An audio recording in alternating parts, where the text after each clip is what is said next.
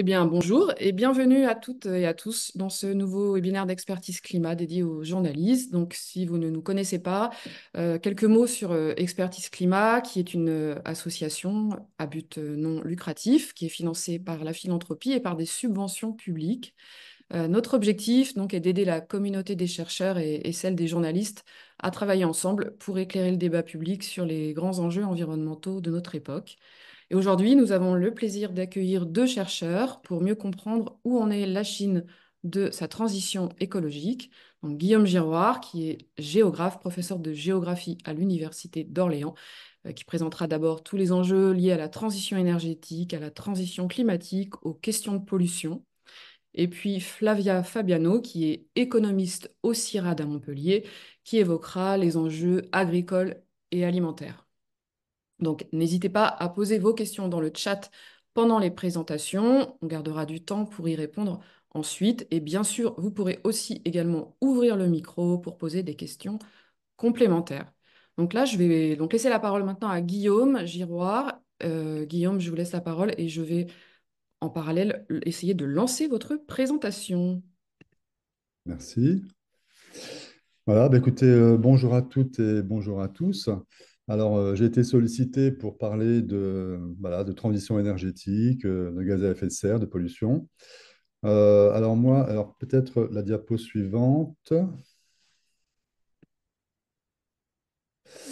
Voilà, alors peut-être quelques mots de présentation personnelle. Donc, comme Claire l'a rappelé, je suis géographe. Bon, j'ai fait des études au lycée Charlemagne à Paris, Louis-le-Grand, Henri IV, etc. J'ai intégré Normal Sup dans les années 80 et agrégation de géographie, thèse de géographie à Paris 4 sur la province du Shandong. Donc, en fait, j'ai fait la première thèse de géographie régionale, française en tout cas, sur la Chine. Après, enfin, quelques années plus tard, j'ai fait en fait une HDR, donc mon habilitation, sur la notion, enfin la relation entre transition et territoire, notamment appliquée au cas des périphéries de Pékin, donc des banlieues de Pékin. Donc je connais bien toutes les périphéries des grandes villes chinoises. Alors en fait, bon, j'ai été amené à aborder pas mal de sujets de recherche au fil de ma carrière, géographie régionale, économique, sociale, plus récemment environnementale. Je fais aussi de la géopolitique, hein, disons, de temps en temps. Côté vraiment enquête de terrain, alors bon, j'ai fait à peu près 35 missions en Chine, dans pas mal de provinces chinoises, et dans des endroits d'ailleurs parfois un peu reculés de la Chine profonde. Alors en fait, parmi les micro-territoires que j'ai investigués, j'ai pas mal étudié les territoires des riches chinois, donc les gated communities, hein, je suis rentré dans ces zones-là. Les parcs naturels également, je me suis pas mal intéressé à tout ce qui était parc naturel. Je suis aussi un peu spécialiste des vignobles chinois, c'est un sujet qui m'a beaucoup intéressé. Les héritages catholiques également, notamment dans la province du Yunnan. Et puis, je m'intéresse également aux animaux sauvages. Alors, pas tellement le panda géant, mais plutôt la salamandre géante, les oiseaux, etc. Vous voyez, donc, je suis un petit peu éclectique. Alors, mes dernières publications, vous les avez à l'écran. Alors, je me suis intéressé notamment à la prospective. J'essaie un peu d'imaginer qu'est-ce que la Chine d'ici à 2100 avec, bon, alors, dans tous les domaines, hein, démographique, économique, social, politique, etc., en posant la question renaissance ou déclin d'une civilisation. Bon, c'était publié à la Société de géographie, boulevard Saint-Germain à Paris. J'ai étudié également pas mal la salamandre géante. C'est un qui va faire l'objet peut-être d'une monographie publiée au Muséum national d'histoire naturelle. Et puis côté géopolitique, donc le think tank IRIS m'a demandé en juin dernier de faire un commentaire sur la venue de Xi Jinping en France. Et donc c'était l'occasion de brosser un portrait assez général, disons, des aspects géopolitiques. Bon, plus récemment, je m'intéresse également au patrimoine matériel et immatériel en France. Mais bon, ça, c'est un petit peu entre parenthèses. Voilà, donc peut-être la diapo suivante, Claire, merci.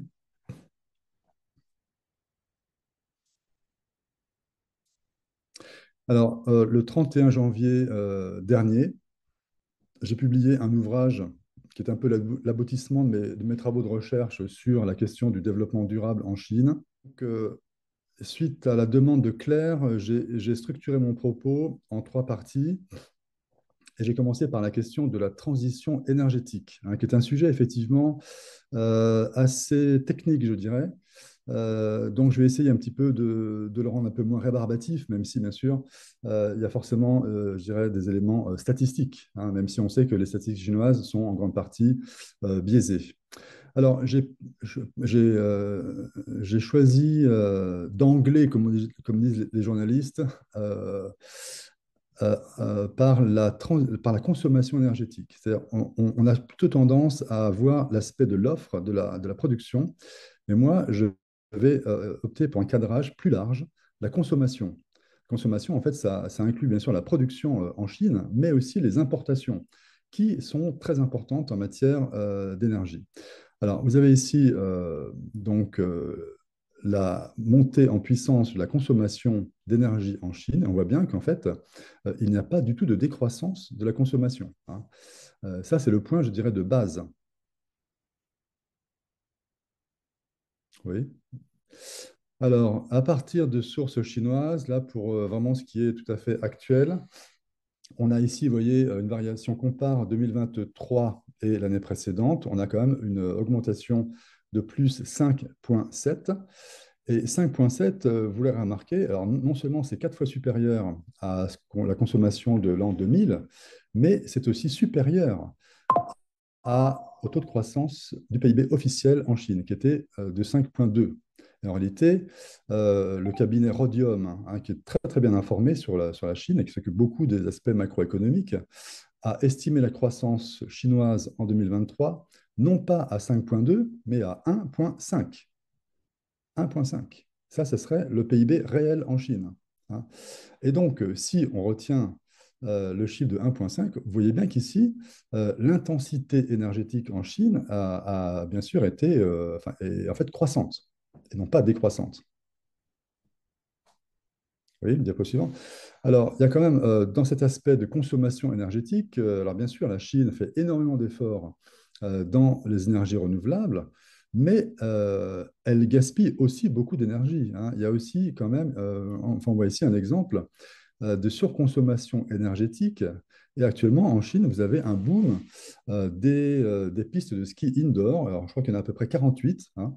Alors, parce que, d'ailleurs, une bonne partie de la neige naturelle est compromise à cause du réchauffement climatique. Et donc maintenant, dans beaucoup de villes chinoises, on crée comme ça des structures parfois assez énormes.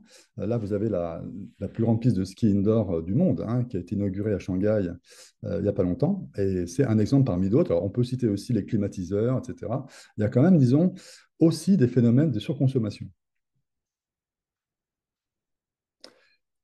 Alors, si on voit un peu le détail de la composition de cette consommation, on voit bien qu'en fait, vous voyez, la consommation d'énergie fossile représente 82% de la consommation totale. Ça, c'est le chiffre, je dirais, le plus important, le plus pertinent. Alors évidemment, si on compare aux années précédentes, ce chiffre a un peu baissé. Vous voyez, on était à 96% en 78, en 2000, 92%, mais vous voyez bien que la décrue est extrêmement lente parce que justement, par ailleurs, la consommation d'énergie continue à augmenter. Et la consommation d'énergie non fossile, donc nucléaire, éolien, solaire, bon, biogaz, on va dire, ne représente que 17% de la consommation totale, malgré des investissements qui sont considérables. Parce que justement, il y a aussi le paramètre des importations. Alors, les énergies renouvelables dont on parle beaucoup ne doivent pas masquer l'importance persistante et même la croissance de la production de charbon. En 2023, dernier chiffre, hein, production de charbon 4 milliards 600 millions, auquel il faut ajouter 474 millions de tonnes d'importation. Alors, la Chine importe essentiellement d'Indonésie, de Russie, hein, de Mongolie, enfin de République populaire de Mongolie. Donc, au total, si on met ensemble production et importation, on arrive à un total de 5 milliards de tonnes de consommation, ce qui est absolument gigantesque. Alors, on verra qu'après, il faut un peu nuancer ce propos parce que sur le plan technique, en fait, c'est un peu moins polluant qu'avant, mais quand même. Grosso modo, la Chine consomme presque 60% de la consommation mondiale de charbon. Alors voilà la production de charbon. Vous voyez qu'en fait, il y a eu un petit, je ne sais pas si on voit là, attends, je vais peut-être mettre, oui. Vous voyez, il y a eu en fait, ah bah non, c'est pas moi qui ai la main, donc c'est pas grave. C'est pas grave. Ah bah si. Est-ce que vous voyez donc le pointeur à l'écran? Oui, vous voyez? Voilà, donc vous voyez très bien qu'il y a eu une poussée de la production. Il y a eu une petite baisse, en fait. D'ailleurs, à l'époque, on pensait qu'il y avait déjà un pic de charbon. Et finalement, maintenant, depuis 2016, vous avez un rebond de la production chinoise de charbon. Donc, en fait, il y a des variations qui font que le pic charbonnier, en fait, est repoussé sans cesse. Diapo suivant, merci. Alors là, très important, c'est quelque chose dont les observateurs et parfois les journalistes n'ont pas tout à fait conscience, c'est en fait le boom des importations de charbon. On voit qu'en fait, vous voyez, dans les années 2005, on avait vraiment des importations extrêmement dérisoires et maintenant on a des volumes considérables avec une estimation de 500 millions de tonnes hein, pour 2024. Et donc ça bien sûr. Alors, il y a bien sûr des raisons, je dirais, purement économiques. Il y a aussi des raisons politiques hein, qui consistent à soutenir, par exemple, la Russie dans son effort, enfin bon, dans son effort de guerre. Hein, mais enfin, même si on peut dire que quand même, les importations indonésiennes ont un peu pris le relais parce que, disons, la Russie est sous sanction. Oui. Alors ça, c'est très intéressant. C'est un peu technique, mais vous voyez bien que il y a 20 ans, excusez-moi, en fait, la consommation chinoise reposait exclusivement sur la production intérieure. Et petit à petit, on voit bien qu'il y a une dissociation croissante entre la consommation et la production. C'est-à-dire, en fait, il faut ajouter à la production intérieure un flux important d'importation. Oui. Alors, le bémol, le voici. En fait, il ne faudrait pas non plus imaginer qu'il y a un lien mécanique entre la production de charbon et la pollution. Parce que, je dirais intelligemment, les Chinois ont mis au point des centrales électriques de plus en plus modernes. Et on voit ici, vous voyez, il y a différentes générations de centrales électriques au charbon. On avait des centrales qui étaient sous-critiques, voilà, qui maintenant ont quasiment disparu. Deuxième génération, la génération des centrales supercritiques. Et maintenant, on arrive depuis 2004 à l'émergence de centrales électriques au charbon ultra supercritiques. Je ne sais pas ce qu'on peut amener après comme superlatif, qui alors, alimentent, disons, un discours sur ce que les Chinois appellent le charbon propre. Bon, il n'y a pas de charbon propre, bien sûr, hein, mais ça pollue quand même moins qu'avant. Voilà.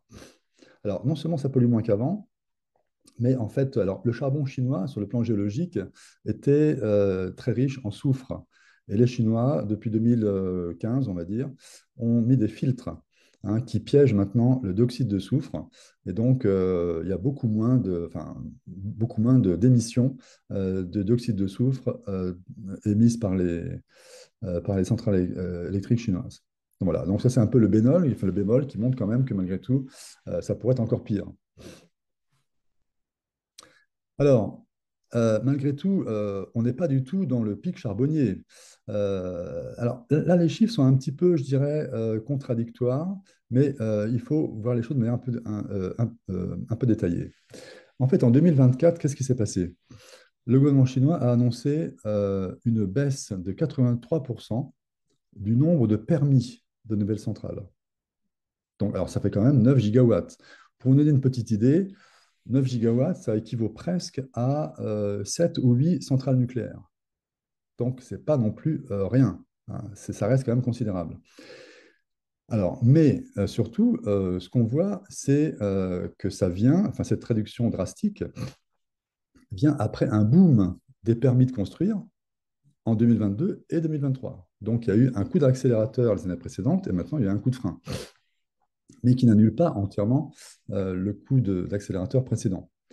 Alors, par ailleurs, ces chiffres annoncés pour le premier semestre sont incomplets et selon les prévisions, en fait, les autorisations de permis de centrales nucléaires nouvelles devraient atteindre 80 gigawatts. Donc, c'est quand même considérable. Donc, il y a eu un petit coup de mou au premier semestre, et en fait, ça va repartir de plus belle ce semestre présent. Par ailleurs, les nouvelles, non, c'est pas encore fini, excusez-moi. Les nouvelles centrales en construction, bon, celles qui sont déjà autorisées et qui ont démarré, enfin, qu'on commence à construire, ça fait quand même 80, enfin, 41 gigawatts. Donc là, vous voyez, vous avez quand même énormément de centrales nucléaires en fait qui sont dans les tuyaux. Parce que la Chine considère que le changement climatique est quand même enfin, est une menace pour la sécurité énergétique du pays. Et donc, en fait, la Chine est extrêmement, enfin, met la priorité non pas sur l'environnement, mais sur la sécurité énergétique. Ça, c'est fondamental. Alors, bien sûr, ils essayent malgré tout de concilier avec la question environnementale, mais la priorité des priorités, c'est assurer la sécurité énergétique du pays. Guillaume, pardon, comme vous avez dit nucléaire, on est bien d'accord que les nouvelles centrales en construction, ce sont des capacités charbon ou c'est tout On parle confondu? centrale électrique au charbon. Ok, c'était juste pour clarifier pour nos amis Par journalistes. ailleurs, effectivement, il y a beaucoup de nouveaux enfin, de projets de centrales nucléaires, mais ça, alors, enfin, nucléaire, comment dire, est en plein essor en Chine, mais construire une centrale nucléaire, c'est très très long, en tout cas beaucoup plus long qu'une centrale au charbon. Donc en fait, on n'a pas le même cycle, je dirais, de temporalité. C'est pour ça qu'en fait, la Chine, vous savez, la Chine, c'est parfaitement faire des centrales au charbon. Et donc, ça, c'est très, très facile. On en construit en masse en Mongolie intérieure. Ça pose aucun problème. Alors, alors là, effectivement, enfin, la Chine n'est pas un grand pays pétrolier, enfin, au sens où les grands gisements de Chine, en fait, comme Daqing au Heilongjiang, bon, sont en voie de tarissement. Shengli au Shandong, bon, c'est du pétrole offshore, c'est un peu compliqué. Donc la Chine, en fait, en revanche, est un grand, grand pays importateur de pétrole. Et vous voyez ici la courbe qui, quand même, est assez incroyable, avec des importations massives, notamment alors, de Russie, bien sûr, d'Arabie saoudite, d'Iran, bien sûr. 90% du pétrole iranien va à la Chine. C'est d'ailleurs pour ça que la Chine soutient beaucoup l'Iran. Enfin, il y a tout un aspect aussi géopolitique dans tout ça, hein. En tout cas, voilà. Alors, je dirais, malgré le boom des voitures électriques en Chine, il y a aussi un boom de la consommation de pétrole. Alors, tout ça, c'est-à-dire que quand on parle de la Chine, on a du mal à appréhender, je dirais, des processus qui sont en fait contradictoires. Vous avez donc la coexistence d'éléments ou de processus qui sont, enfin, théoriquement parlant, contradictoires. Mais c'est ça la Chine. Alors, toujours côté énergie fossile, le gaz naturel, là aussi, est en plein essor, avec, vous voyez, une croissance de 7,6%, autrement dit supérieure à la croissance moyenne, disons, énergétique. Et on prévoit, bien sûr, dans les années 40, vous voyez, on passe de 394 milliards de mètres cubes à 700 milliards de mètres cubes. Autrement dit, vraiment, là c'est bien sûr du pétrole qui va venir, enfin du gaz, pardon, qui va venir principalement de Sibérie. Alors, qu'en est-il des énergies non carbonées? Alors peut-être qu'on pourrait passer directement à la diapo suivante, parce que en fait, c'est peut-être. Alors ça, c'est le cœur.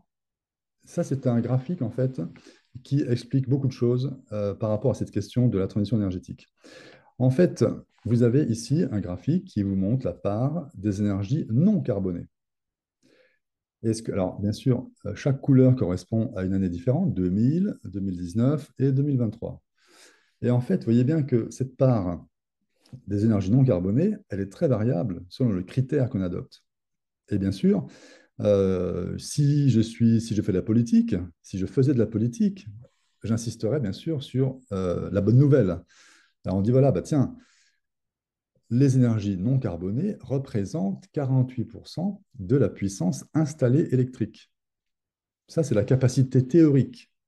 D'accord? Par exemple, si je parle d'une éolienne, mettons, qui fasse 100 mégawatts, voilà, vous mettez 100 mégawatts, mais ça ne préjuge pas de la production électrique réelle. S'il n'y a pas de vent, vous voyez, on en restera à la puissance installée théorique. Donc effectivement, comme la Chine a construit énormément de fermes solaires, fermes éoliennes, etc., les énergies non carbonées représentent presque 50% de la puissance installée. Mais si en revanche, je vois la part des énergies non renouvelables, enfin d'énergie pardon, non carbonées dans la consommation énergétique totale, on tombe à 17%. Oui. Et donc, et même si je prends uniquement l'éolien et le solaire dans la production électrique, je tombe à 12%. Ça veut dire que selon le critère qu'on adopte, on a une vision des choses totalement différente. Soit les énergies non carbonées sont très très importantes, ou importantes on va dire, soit elles sont marginales. En fait, le vrai chiffre, c'est quoi? C'est plutôt, c'est la réalité. Autrement dit, moi, le chiffre pertinent pour moi, c'est ça. C'est quelle est la part des énergies non carbonées dans la consommation énergétique totale. Et pour moi, actuellement, d'ailleurs, comme j'ai dit d'entrée, c'est encore assez faible. Pourquoi? Parce que on a affaire à des énergies qui sont intermittentes. Et en fait, dans les énergies non carbonées, d'ailleurs, le principal actuellement, ce sont les barrages. Ce sont les barrages. On pourra revenir éventuellement s'il y a des questions sur ce point. Alors peut-être on peut revenir à la diapo d'avant, peut-être pour préciser un petit peu ce point. Vous voyez, donc 48% de la puissance installée électrique. Voilà. Alors, vous voyez, par exemple, si je prends l'éolien et le solaire, ils représentent 29%, donc presque 30% de la puissance installée, avec des investissements qui effectivement sont considérables, mais ça ne représente que 12% de la production électrique. En fait, les Chinois ont une expression très synthétique, comme d'habitude. Grande capacité installée, petite production électrique. Vous voyez? Ça dit tout. Donc, il faut toujours voir, en fait, enfin, par rapport à ces questions d'énergie, il faut voir deux chiffres. La capacité installée, la puissance installée et la production réelle. Il y a souvent un écart très important, soit positif, soit négatif. Alors, pour l'hydroélectricité, c'est quasiment équivalent. C'est-à-dire, en fait, les barrages représentent 16% de la puissance installée électrique et 15% de la production. Le nucléaire, on en parlait il y a quelques instants, c'est seulement 2% de la puissance installée, mais c'est 4% de la production électrique. Donc là, effectivement, les centrales nucléaires, c'est une industrie, enfin, c'est une énergie très performante, hein, très productive, et qui n'est pas du tout intermittente. Oui. Alors, on va peut-être sauter le graphique maintenant, voilà. Alors, et ça nous amène aussi à des considérations, je dirais, un peu plus larges, parce que les énergies non carbonées, elles ont bien sûr une fonction écologique. Ça, c'est ce qui tombe un peu sous le sens. Mais il y a aussi des fonctions extra-écologiques. C'est-à-dire que quand la Chine investit massivement dans le solaire et l'éolien, ce n'est pas simplement pour limiter son impact écologique sur la planète. C'est aussi pour doper son industrie et notamment pour doper la croissance de son PIB. Et en fait, si vous voulez, cet investissement qui est absolument colossal dans les fermes solaires et éoliennes, ça a une fonction contracyclique. C'est-à-dire actuellement, la Chine, sur le plan économique, traverse une crise grave, en fait, hein. D'ailleurs, les plans de relance successifs essaient désespérément de relancer cette croissance. Et en fait, des chercheurs ont réussi à démontrer que 40% de la croissance du PIB en 2023 en Chine a été imputable à ces investissements dans l'éolien et le solaire. Oui, ça, c'est quelque chose de très, très important. Autrement dit, vous voyez, il ne faut pas il faut pas être naïf et voir uniquement les choses sur le plan purement écologique. La question des émissions de gaz à effet de serre. Alors, il faut se rappeler quand même le discours de Xi Jinping, hein, qui annonce en septembre 2020 le pic des émissions de gaz à effet de serre avant 2030, neutralité carbone avant 2060. Bon, ça, c'est le point de départ. Alors, malgré tout, si on voit le temps long, vous voyez, il y a quand même ici une courbe très, très, enfin, bon, quasiment exponentielle des gaz à effet de serre depuis 1750. Malgré tout, si on voit les choses en cumulatif et non pas en valeur annuelle, le stock, je dirais, donc le volume de production, enfin, des émissions de gaz à effet de serre, reste inférieur à celui de l'Union européenne et bien sûr des États-Unis. Diapo suivante. Depuis 2000, en fait, là, vous avez la courbe chinoise. On a quasiment 12 gigatonnes, donc 12 milliards de tonnes de CO2. Vous voyez, ça, c'est plus que États-Unis, Chine et Japon ensemble. Alors, intéressant, c'est per capita, c'est-à-dire par habitant. La Chine, en fait, a un volume d'émissions encore inférieur à celui des États-Unis, mais nettement supérieur à celui des Européens. Alors, en fait, ces 10 dernières années, il y a eu à la fois, vous voyez, une augmentation des émissions de CO2, il y a eu une baisse, et maintenant ça remonte. Alors, en mars 2024, la Chine a annoncé triomphalement la baisse de 3% des émissions de CO2. Alors, bien sûr, beaucoup de journalistes ont dit, voilà, bah, tiens, c'est le pic historique, etc. Alors, est-ce qu'il s'agit vraiment d'un pic, enfin, du pic, en fait, des gaz à effet de serre en Chine? Si on voit ce document, vous voyez, ça, c'est les émissions positives et ça, c'est la baisse. En fait, cette petite baisse, elle vient après une très forte augmentation. Et d'ailleurs, il y a eu plusieurs augmentations, enfin plusieurs baisses précédentes, donc ce n'est pas vraiment historique. Et puis ça vient après une très forte hausse. En fait, cette baisse des émissions de gaz à effet de serre, elle est aussi, je dirais, ce n'est pas uniquement une bonne nouvelle, c'est aussi le reflet de la crise économique. Hein. Effectivement, vous avez quand même une machine économique qui marche beaucoup moins bien. Euh, d'ailleurs, c'est aussi lié au rebond, je dirais, de la production hydroélectrique. En fait, en 2020, 23, oui, il y a eu effectivement une baisse de la production hydroélectrique à cause des grandes sécheresses. Donc là, au contraire, il y a eu un rebond cette année parce qu'il a beaucoup plu. Donc, mais ce n'est pas forcément une très bonne nouvelle. Bon, on va peut-être passer ça. Bon, alors c'est le méthane, en fait. Le méthane, vous voyez, on parle souvent du CO2, mais il y a aussi d'autres gaz à effet de serre, notamment le méthane. Et là, la Chine est très largement le premier émetteur mondial et les émissions sont enfin, fortement, je dirais, sous-estimées. Et Guillaume, on a une question de Jeanne à laquelle peut-être vous pouvez répondre en conclusion parce on va devoir conclure pour passer la parole à Flavia. Mais Jeanne de RFI demande si, selon vous, le pic finalement de l'énergie au charbon est en passe d'être atteint en Chine comme on l'entend. Donc je pense que vous avez en tout cas un peu répondu. Et est-ce que finalement la Chine va un jour renoncer au charbon ou est-ce qu'elle va s'orienter plutôt vers des centrales au charbon qui seront adossées à des captages enfin, des systèmes de CCS, de captage et stockage de carbone? Bon, si vous voulez, il y a quand même, il y a quand même Bon, le charbon pour la Chine, c'est une énergie qui est nationale, donc qui est locale, qui est très abondante, qui n'est pas chère. Donc la Chine, en fait, va continuer pendant très longtemps à fonder son autosuffisance énergétique, en fait, enfin, sa consommation énergétique sur le charbon, c'est certain. Après, ils vont effectivement développer à la marge d'autres formes d'énergie, mais je pense que le charbon restera toujours un pilier très important de la consommation énergétique. Il ne faut pas imaginer le contraire. Quand on a affaire à des chiffres aussi considérables, hein, enfin 5 milliards de tonnes. Vous savez, donc à l'époque, donc en France, le pic charbonnier en France, c'était 50 millions de tonnes. Ouais, c'est pour vous donner un peu une idée. Donc 50 millions de tonnes, là on est à 5 milliards de tonnes.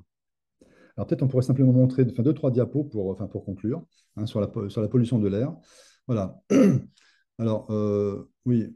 Alors, la Chine, en fait, est au 19e rang mondial en matière de pollution de l'air. Hein. Donc, en fait, elle a été dépassée maintenant par des pays comme l'Inde, etc. Et je voudrais vous montrer simplement quelques diapos suivantes. Bon, enfin, on passe. Voilà. Alors, peut-être ensuite. Oui, alors il y a quand même un rebond effectivement des des particules fines en 2023. Ça, c'est très important. Il y a eu une baisse entre 2015 et 2023, et maintenant 2023, il y a un rebond en fait des PM2,5, des particules fines. Et alors, si on veut avoir une vision plus réaliste des choses, et on finira sur ça, on peut voir quelques diapos suivantes. Uniquement, voilà, oui, enfin, on passe ça éventuellement. Voilà. Ici, vous avez en fait un site très intéressant, les AQI, les Air Quality Index. Je vous recommande très vivement allez sur Internet, et là, vous avez en fait la pollution donc heure par heure en Chine, pour toutes les villes depuis 2014. Et là, vous voyez, alors, plus c'est rouge, plus c'est pollué, et plus c'est vert, moins c'est pollué. Alors bien sûr, les Chinois, vous voyez, ça va de 0 à 25, 25, 50, sachant qu'en fait, le seuil de pollution recommandé, c'est moins de 35 en Chine. Mais bon, voilà. Mais, enfin, je crois qu'on n'a pas trop le temps, donc je n'insiste pas. Je suis ouvert à toutes vos questions. Alors, il y a pas mal de questions dans le chat. mais on va quand même passer la parole à Flavia. Je vous propose de faire comme ça. Sophie, on stocke tes questions qui sont effectivement intéressantes. Soit on a le temps d'y répondre, en particulier si vous avez le temps de rester un tout petit peu plus longtemps, ou sinon, Guillaume, je suis sûre, se fera un plaisir de te répondre, Sophie, en parallèle par la suite. Merci Célia. Donc Flavia, Flavia. on vous propose de prendre à nouveau prendre la parole et puis partager votre présentation. Ok. Voilà, est-ce que vous pouvez voir ma présentation? Oui. Ok, bon, bonjour à tous. Et comme a introduit Madame Pelletier, Claire, je m'appelle Flavia Fabiano et je travaille au CIRAD où je suis économiste spécialisée en marchés internationaux des produits agricoles. Et je vais faire une très courte présentation sur la consommation chinoise des produits agricoles alimentaires et les enjeux environnementaux connectés. Euh, hop. Alors, donc, pour commencer, il faut considérer que la Chine, à cause évidemment de sa très grande population, qui est environ 20% de la population mondiale, consomme une grosse partie des produits agricoles et alimentaires produits dans le monde. Et cette partie va à de pourcentages élevés autant que 25% pour les maïs, 32% pour les soja, 10% pour les riz et 19% pour les blés en 2022.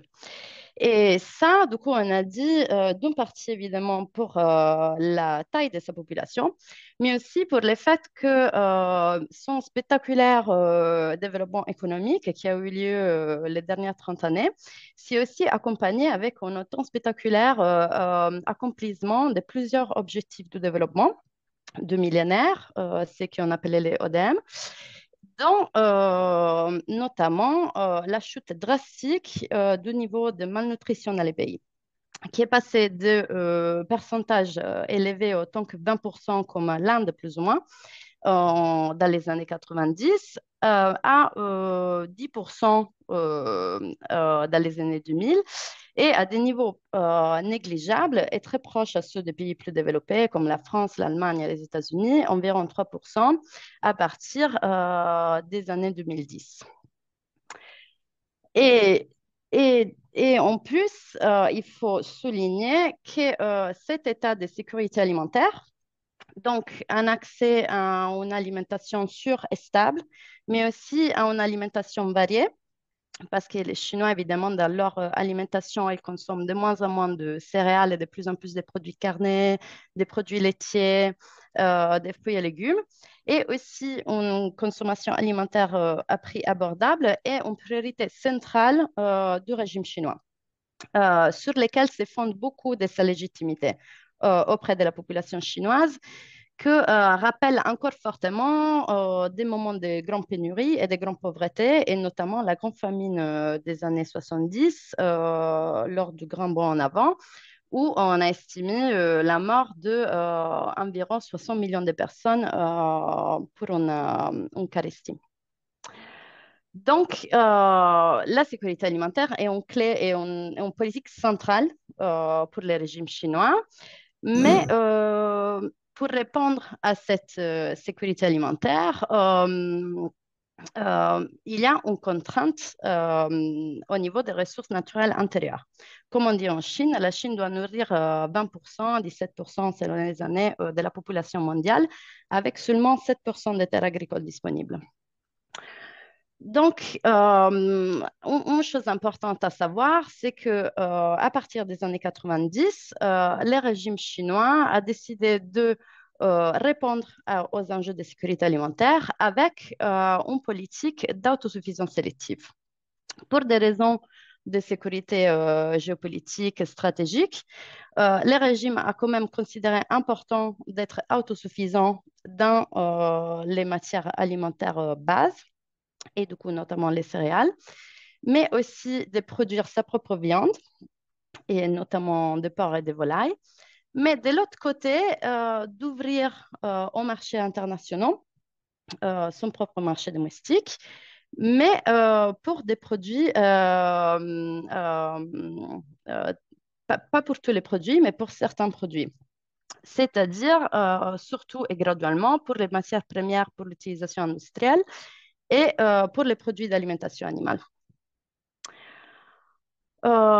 Donc, tout ça pour dire que la politique de sécurité alimentaire et la hausse des consommations alimentaires agricoles chinoises a eu deux effets, a eu des effets à deux échelles. D'un côté, a eu un effet sur une forte hausse de la production agricole domestique, du coup, une forte hausse de la production des céréales, mais aussi a eu un effet sur la production agricole mondiale très forte, avec ce qu'on a appelé un boom des commodités. Et avec une forte hausse de la demande et du coup aussi de la production de certains produits, notamment les soja, la pâte à papier et les caoutchoucs. Et donc aussi les effets sur l'environnement de la consommation chinoise des produits agricoles alimentaires sont à comprendre sur deux volets, sur deux dimensions. L'un domestique, parce que l'augmentation de la production agricole en Chine, évidemment, a eu un effet de pollution due à la consommation d'engrais et pesticides qui a fortement monté dans les dernières 20 années. De la dégradation des ressources, surtout en termes de disponibilité et qualité de l'eau, la disponibilité de l'eau pour l'irrigation, mais aussi la qualité de l'eau due à la pollution de produits phytosanitaires et aussi beaucoup de déchets des élevages intensifs. Et aussi, évidemment, une explosion des risques et scandales sanitaires dû à la contamination surtout de fruits et légumes en pesticides, mais aussi de pestes et maladies qui récurrentes dans les élevages intensifs. Et du coup, c'est les conséquences dans les territoires chinois. Il y a aussi eu des conséquences au niveau plus large, au niveau de la planète, parce que le boom des commodités a intéressé souvent des produits qui sont liés à la déforestation, comme par exemple les soja au Brésil ou l'huile de palme en Indonésie, et aussi à des produits, à des pratiques négatives sur l'environnement. Et aussi parce qu'il faut considérer que la demande chinoise est caractérisée vraiment, une grosse caractéristique, c'est ces énormes quantités. Même si la Chine importe des petits pourcentages de sa consommation, ça signifie quand même des énormes quantités pour la production d'un pays, comme la France par exemple, ou le Sénégal ou le Brésil. Et donc aussi la demande chinoise souvent a comme effet de soutenir des modèles agricoles, agro-industriels et orientés à l'exportation, qui sont souvent associés à des pratiques environnementales négatives, comme par exemple les grands élevages en France et en Allemagne qui se concentrent de plus en plus sur la production de lait en poudre pour exportation en Chine. Et donc, avec ces idées en tête, on peut dire qu'aujourd'hui, à partir de la moitié des années 2010, les engagements se multiplient en Chine pour une agriculture plus durable. Et ça, c'est évidemment dans le cadre des engagements chinois pour la réduction des émissions, aussi pour l'accomplissement de ce qu'ils appellent une civilisation écologique, mais aussi plus pragmatiquement, c'est une réponse aux préoccupations très fortes de la population vis-à-vis des scandales sanitaires. Parce qu'évidemment, les consommateurs chinois et les mangeurs chinois sont de plus en plus attentifs à leur santé et à la sécurité de leurs aliments. Et aussi, cette politique de verdissement de l'agriculture va aussi dans le sens d'améliorer les conditions de vie dans les campagnes, dans le cadre d'un grand exodus des populations des aires rurales aux villes, que a comme conséquence évidemment de surpeupler les villes, mais aussi de réduire la main-d'œuvre agricole, ce qui est un risque pour la réalisation quand même de la partie des politiques d'autosuffisance agricole qui est très importante en Chine et aussi de plus en plus importante avec les tensions géopolitiques avec les États-Unis. Et donc, les engagements se sont multipliés. J'en cite que deux, les plans d'action pour la croissance zéro des fertilisants et pesticides en 2015 et aussi plus récemment les plans quinquennaux pour une agriculture verte en 2021. En tout cas, évidemment, green, c'est qui est un peu synonyme de durable en chinois, lieu vert, et un mot de plus en plus répandu quand on parle d'agriculture. Et on voit déjà quelques conséquences, même si évidemment les transitions sont longues à se mettre en place, comme par exemple la réduction d'utilisation des pesticides et aussi beaucoup d'actions qui ont été mises en place, par exemple la mise en place de parcs naturels ou de voies vertes pour la réforestation, mais aussi des mécanismes de marché pour incentiver la production durable, par exemple des labels bio et verts. Et à nouveau, comme j'ai un peu mentionné avant, une politique vraiment à grand angle de revitalisation rurale, comme on appelle, du coup de promotion du développement dans les espaces ruraux qui concernent l'agriculture, la nature, mais aussi la culture et les industries liées à l'agriculture. Euh, mais du coup, si la situation s'améliore en Chine, aussi le gouvernement chinois prend de forts engagements pour verdir son agriculture, avec évidemment des contraintes, dont les principales est aussi un encore plus fort accent après les Covid sur les volets d'autosuffisance qui remet la pression sur la nécessité quand même de produire de fortes quantités de céréales. Euh, mais en tout cas, s'il y a une amélioration et s'il y a des engagements du pouvoir chinois dans ce sens, on peut quand même se demander quelle est la conséquence de tout ça ou quels sont les possibles engagements au niveau extérieur de la Chine. Parce que, comme on a vu, l'alimentation et la consommation chinoise ont aussi de forts effets sur l'agriculture globale. Et alors là, la photo est moins positive et il y a moins d'engagement présent. Et effectivement, il y a même des craintes que les transitions vers la durabilité en Chine puissent se traduire dans une exportation de la pollution à l'étranger. Donc, premièrement, par le fait que, par exemple, la Chine a développé de grosses capacités de production d'intrants chimiques et de produits phytosanitaires. Du coup, si la demande, comme enregistré, diminue en Chine, il y aura probablement une intention des groupes chinois d'exporter ces produits à l'étranger et du coup de développer une demande pour ça à l'étranger. Et aussi, évidemment, une intention de continuer à délocaliser la production des cultures polluantes avec une forte consommation des ressources, par exemple en terre ou en produits phytosanitaires ou d'espaces verts juste à l'étranger. Euh, et de ça, on parle surtout de huiles végétaux et à nouveau de l'alimentation animale. Et du coup, ça, via les investissements étrangers de firmes agroalimentaires chinoises, mais ça, c'est encore à des niveaux moindres aujourd'hui, et aussi surtout via juste la demande de ces produits. Et, et ça aussi, parce que pour l'instant, la Chine, si elle fait des pas pour normer et mettre en place des politiques sur l'agriculture intérieure, elle semble très réticent pour réguler et normer la durabilité dans ses importations, comme par contre fait par exemple l'Union européenne. Et sur ça, il y a un blocage politique très fort dans les discussions internationales et dans les forums où l'on discute des filières vertes transnationales. Et voilà, les autorités chinoises insistent sur le fait que leur modèle politique est un modèle de non-intervention dans les pays tiers et que du coup, ils ne vont pas prendre de responsabilité, mais aussi pas interférer dans les politiques intérieures d'un État producteur. Et ça aussi, évidemment, pour des régions d'alliance et de géopolitique avec des pays comme l'Indonésie et le Brésil.